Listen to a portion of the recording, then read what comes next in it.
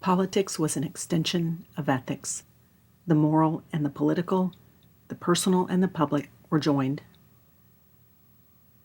The Stoics and classic Roman thought on human nature and good government. Guest essayist, Joerg Knipprath. It has been said that Stoic metaphysics was the state philosophy of ancient Rome. While perhaps an overstatement, the point is well taken. Rome did not achieve the prominence of the Greeks in original philosophy, but there were a number of outstanding expositors who adapted Stoic principles to Roman conditions. Seneca the Younger, a wealthy Roman statesman, dramatist, and tutor to the future Emperor Nero, Epictetus, born as a slave but freed by his wealthy master on reaching adulthood, and Marcus Aurelius, known as the last of the 5 good emperors of Rome, were particularly influential Roman Stoics. The absorption of the Greek city-states into the Macedonian kingdom of Philip and his successors in the 4th century BC shocked the Greeks' self-regard. Hellenic culture for centuries had emphasized the special status of citizenship in the polis and its necessity for achieving eudaimonia, human flourishing. The polis was not just political in the modern sense. It was a community in all manner, political, yes, but also social, religious, and economic. Aristotle associated such community with a true form of friendship wherein one acts for the friend's benefit. Plato and Aristotle both concern themselves at length with what constitutes such a community that is suitable for a fulfilled life. For Plato, the city was the individual writ large, which formed a key component of his description of the ideal government in his republic. For Aristotle, politics was an extension of ethics. The moral and the political, the personal and the public, were joined.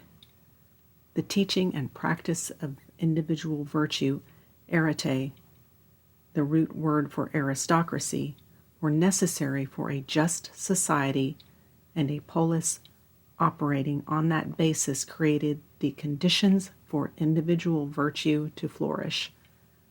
Those outside the polis, be they hermits, bandits, or barbarians, and no matter their wealth or military prowess, could not attain that level of full human development.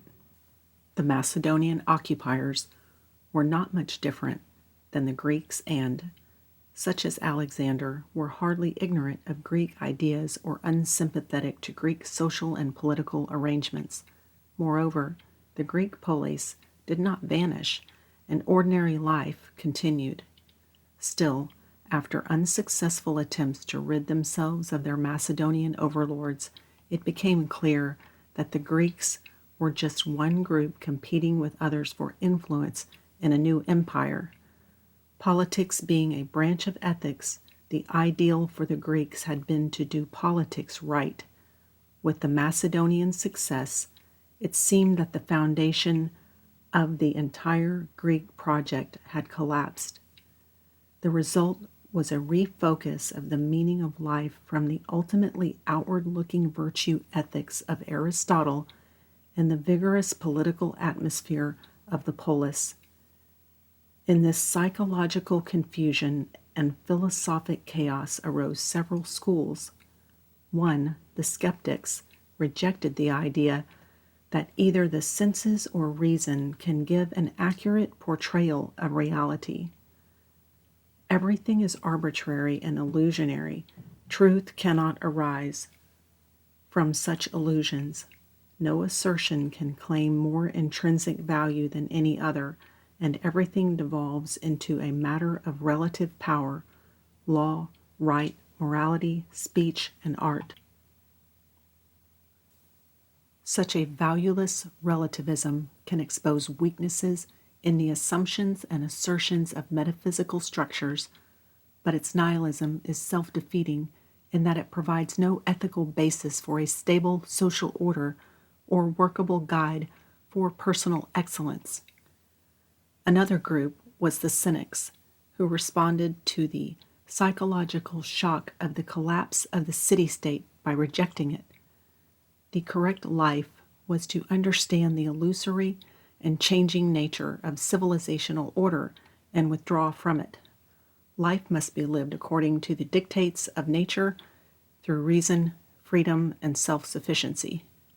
The good life is not a project of study and speculation, but practice, ascesis. Live modestly through your own toil, so that you may speak freely, unperturbed by the turmoil and illusions around you.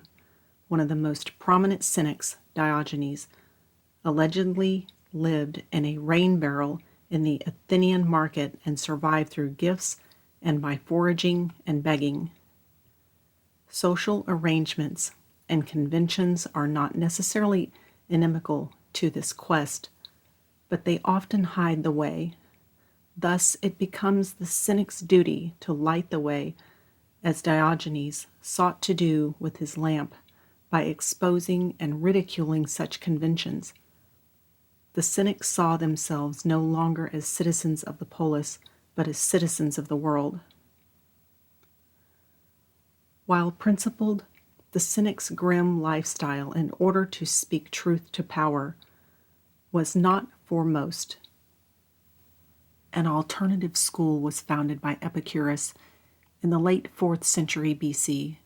The Epicureans urged people to focus foremost on themselves to achieve the good life. The gods have turned away from the city. Political decisions are made in royal capitals far away, and the only control is what you have over your actions. Thus, obeying rules, laws, and customs is practically useful, but should not be a matter of concern. To live the good life was to obtain pleasure, the highest end.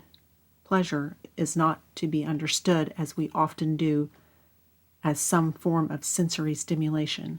Rather, it was to achieve a state of tranquility, ataraxia, the absence of pain.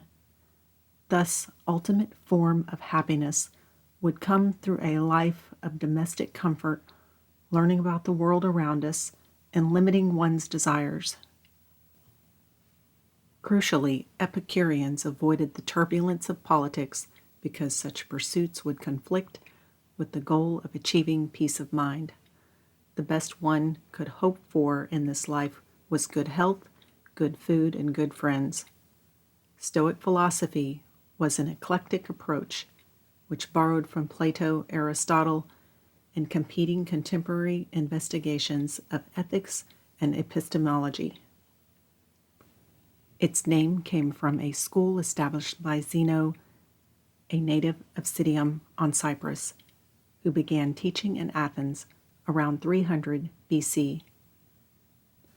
The school met on a covered colonnaded walkway, the Stoa Poikila, near the marketplace of Athens.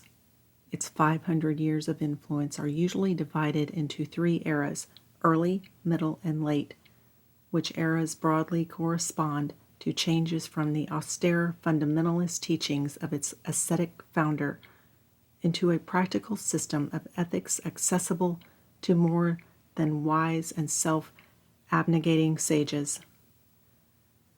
There were 2 key aspects to Stoicism. First, at an individual level, there was apatheia. It would be massively misleading to equate this with our term apathy. Apathy is negative, conveying passivity or indifference. Apatheia means a conscious effort to achieve a state of mind freed from the disturbance of the passions and instincts. It is equanimity in the face of life's challenges. The Stoic sage would suffer the slings and arrows of outrageous fortune over which he has no control and focus instead on his own actions. Reason being man's distinctive and most highly evolved innate feature, the Stoic must train himself to live life in accordance with nature and reason. He must control his passions and avoid luxuries and material distractions that would lead to disappointments and frustrations. His happiness is within himself. The virtuous life is a simple life, achieved through constant discipline in accordance with rational insight into man's essential nature. Second was universalism. Hellenic culture became Hellenistic culture, as Greek ideas and practices were adapted to the New World Order, as the polis became the cosmopolis. A Stoic saw himself in two ways. In the political realm, he was a citizen of his city or state. In his self, he was a human. As Marcus Aurelius expressed it, my city and country, so far as I am Antoninus, a title for emperor, is Rome, but so far as I am a man, it is the world. Stoicism, unlike its Platonic and Aristotelian sources, insisted that the universe was governed by law which applied equally to all and raised all to equal status, a universal brotherhood of man. This revolutionary claim would profoundly influence Roman and Christian ideas thereafter. Stoicism differed from skepticism in that it rejected the latter's nihilistic pessimism that life was simply a competition for power. It projected a vision of personal improvement and sought to construct a positive path toward happiness within a universal order of moral truth.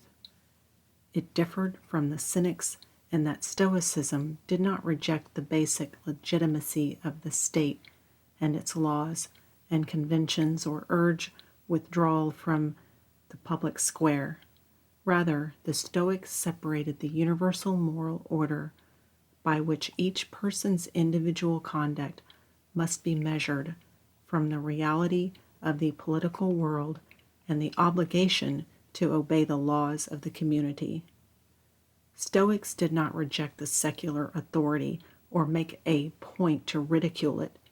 From a Christian perspective, it was not exactly render unto Caesar the things that are Caesar's, and unto God the things that are God's, but it was close enough, coming from a pagan philosophy.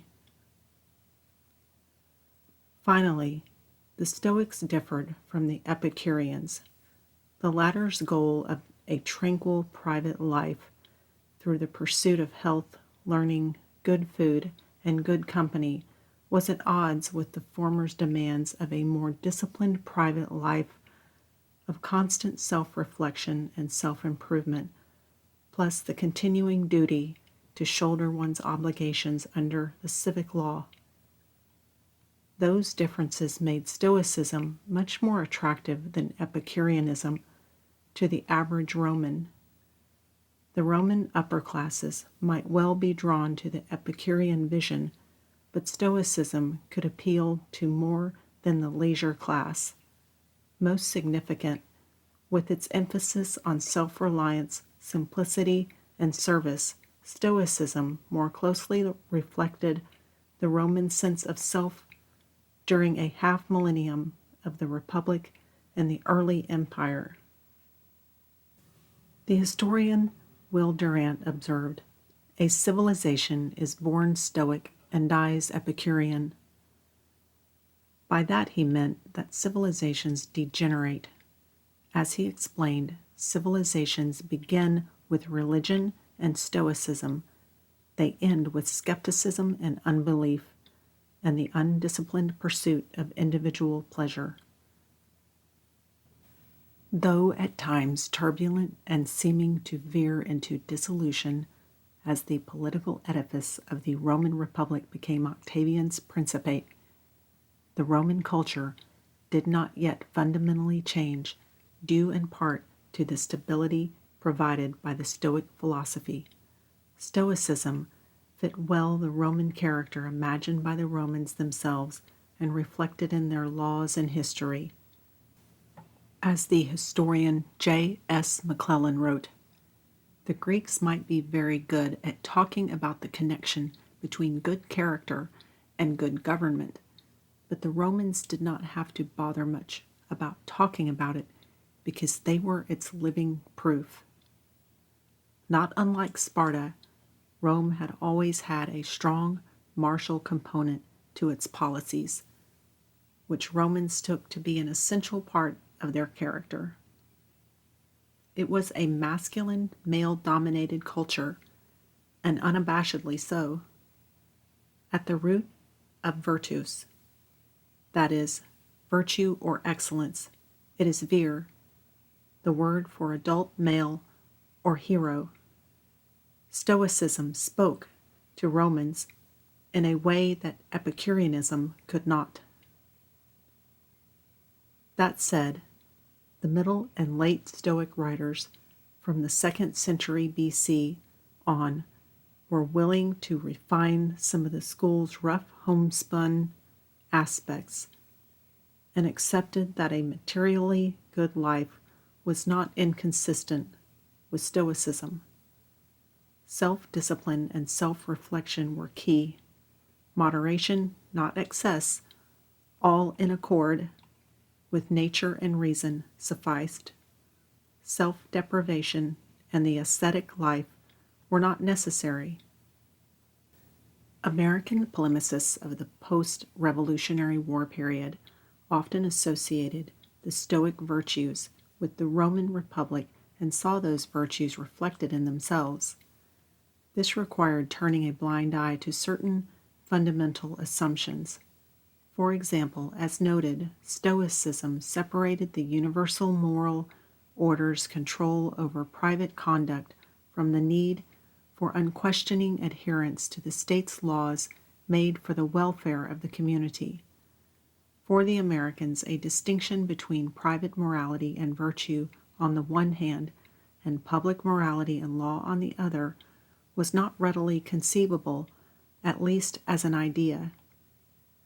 Though at times John Adams was quite doubtful about the capacity of Americans for self-government, in his message to the Massachusetts militia in 1798, he wrote, "Our Constitution was made only for a moral and religious people. It is wholly inadequate to the government of any other." James Madison, writing in the Federalist No. 55, noted that Republican self-government, more so than any other form, requires sufficient virtue among the people. There was another profound appeal Stoicism had for the Romans, which connected to their views of good government. Rome prided itself on its balanced republican government, a government meant for a cohesive community, that is, a city-state. The eternal city, the poet Tibullus called it, in the 1st century BC, and so it became commonly known through the works of Virgil and Ovid during the reign of Octavian, long after it had ceased to be a mere city on the Tiber and become an empire in all but name. Indeed, Octavian styled himself Princeps Senatus, the highest-ranked senator, avoided monarchical titles and insignia, and purported to restore the Roman Republic in 27 BC. The trappings of the republican system were maintained, some for centuries. As in the earlier Greek city-states, Roman citizens had the right and the duty to participate in their governance. Stoicism called on its adherents to involve themselves as res publica, public affairs, working for the benefit of the whole, not themselves, a commitment of personal sacrifice and service. This mirrored basic obligations of Roman citizenship, from military service to political engagement to contribution for public works. These burdens, with their physical and economic sacrifices, were to be borne with equanimity. Marcus Aurelius, the last great Stoic sage, spent a large portion of his reign on the frontier leading armies against invading German tribes. It is said that he wrote his famous inward-directed meditations on Stoic ideas and practice during those campaigns. An important component of the Roman political system was law, both as a collection of concrete commands and as an idea. As noted, Romans were not, by and large, known for original contributions to Western philosophy. For them, that was the role of the Greeks. They were, however, exceptional jurists. As they gained territory, the need to administer that territory required a system of law capable of adapting to foreign conditions.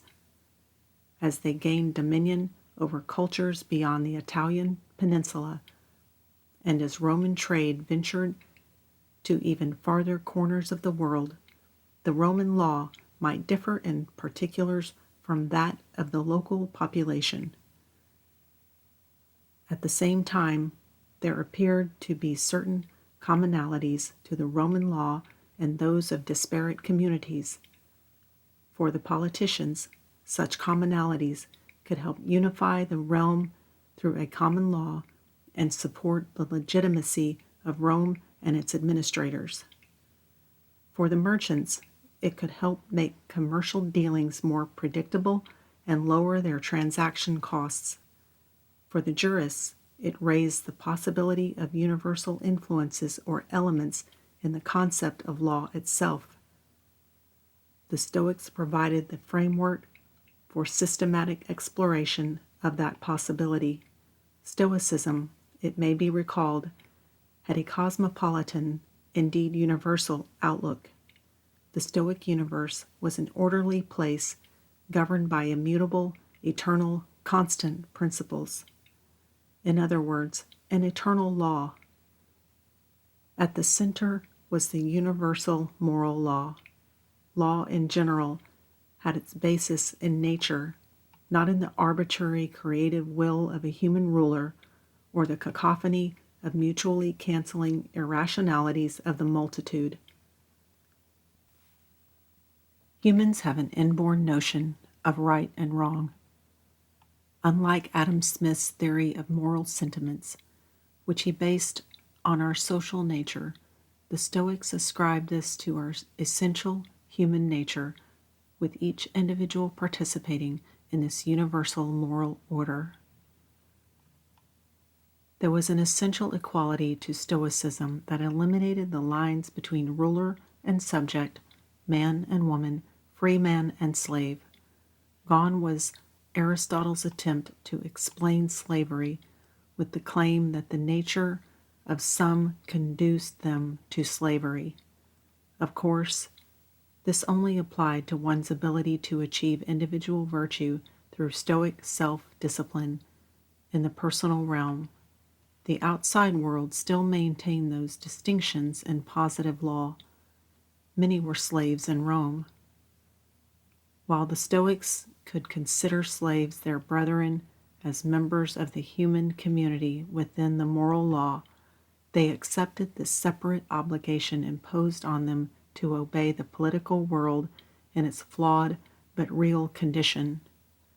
Epictetus, himself a former slave, blurred that duality when he declared slavery laws, the laws of the dead, a crime.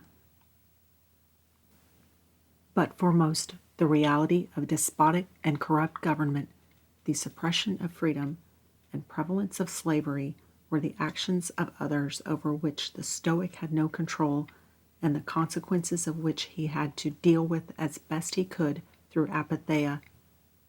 Still, the concept of eternal law, possessed of inherent rightness and connected to human nature, had some profound implications for human governance and freedom.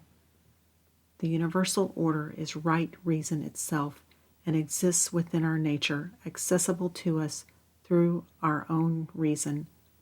The Apostle Paul addressed this from a Christian perspective in Romans 2:14 and 15. For when the Gentiles who do not have the law by nature observe the prescriptions of the law, they are a law for themselves, even though they do not have the law. They show that the demands of the law are written on their hearts.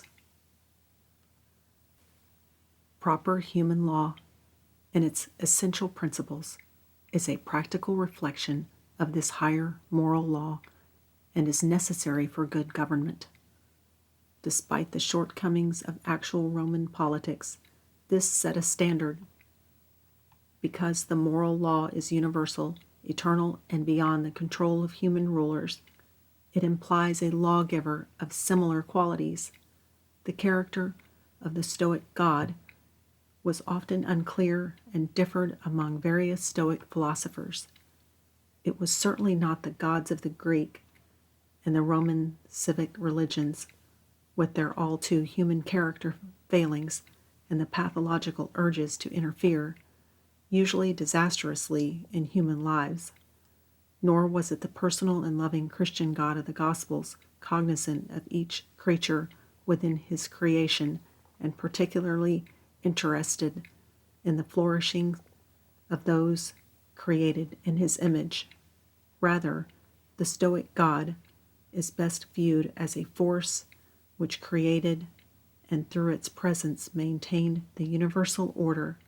This force has been described variously as a creative fire, world soul, pneuma, breath, or logos, word.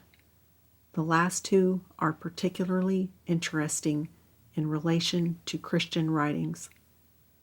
Logos not only meant word, but also the reason, cause, or ultimate purpose or principle of something.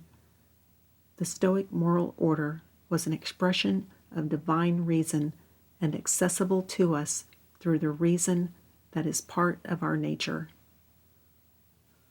One of the foremost Roman commentators and synthesizers of Stoic doctrine and law was Cicero, the great lawyer, philosopher, and statesman. Cicero claimed he was not a Stoic. He seemed to have seen himself as a follower of contemporary versions of Plato's ideas. Indeed, his two major works on good government, The Republic and Laws, paralleled the titles of Plato's major works on politics. However, his introduction of the jus naturale, natural law, to Roman jurisprudence, a fundamental step in human freedom, owes much to the Stoics. Note his justification for the right of self-defense. This, therefore, is a law, O judges, not written, but born with us, which we have not learnt, or received by tradition, or read, but which we have taken and sucked in and imbibed from nature herself, a law which we were not taught, but to which we were made, which we were not trained in, but which is ingrained in us. Or consider the following, that vice and virtue are natural, not mere artifices. In fact, we can perceive the difference between good laws and bad by referring them to no other standard than nature. Indeed, it is not merely justice and injustice which are distinguished by nature, but also, and without exception, things which are honorable and dishonorable. For sense and intelligence common to us all makes things known to us and formulates them in our minds, honorable actions are ascribed by us to virtue and dishonorable actions to vice, and only a madman would conclude that these judgments are matters of opinion and not fixed by nature. Perhaps most famous is this passage from The Republic. True law is right reason in agreement with nature. It is of universal application, unchanging and everlasting. It is a sin to try to alter this law, nor is it allowable to attempt to repeal any part of it, and it is impossible to abolish it entirely. We cannot be freed from its obligations by Senate or people, and we need not look outside ourselves for an expounder or interpreter of it. and there will not be different laws at Rome and at Athens, or different laws now and in the future, but one eternal and unchangeable law will be valid for all nations and all times, and there will be one master and ruler, that is God. Note the use of the singular, not the plural associated with the Roman pantheon, over us all, for he is the author of this law, its promulgator, and its enforcing judge. Whoever is disobedient is fleeing from himself and denying his human nature, and by reason of this very fact he will suffer the worst penalties, even if he escapes what is commonly considered punishment. From these recognitions, it is but a short step, self-evident truths that all men are created equal, that they are endowed by their Creator with certain unalienable rights, that among these are life, liberty, and the pursuit of happiness. A short step conceptually, but centuries in time to realize fully. Joerg W. Knipprath is an expert on constitutional law and member of the Southwestern Law School faculty. Professor Knipprath has been interviewed by print and broadcast media on a number of related topics ranging from recent U.S. Supreme Court decisions to presidential succession. He has written opinion pieces and articles on business and securities law, as well as constitutional issues, and has focused his more recent research on the effect of judicial review on the evolution of constitutional law. He has also spoken on business law and contemporary constitutional issues before professional and community forums, and serves as a Constituting America Fellow.